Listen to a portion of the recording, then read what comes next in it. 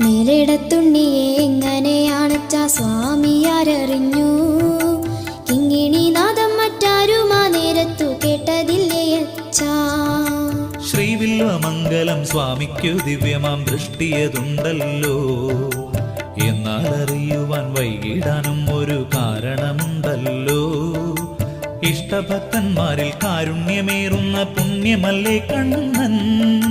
അക്കുറൂരമ്മയ്ക്കൊരാടലണച്ചതും സ്വാമിയാരാണല്ലോ.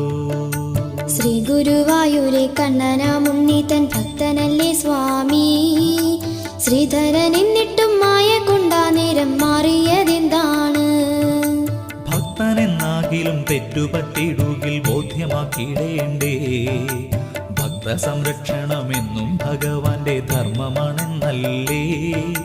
പ്രത്യക്ഷ ദർശനം നൽകി പലപ്പോഴും ശ്രീ ഗുരുവായൂരപ്പൻ.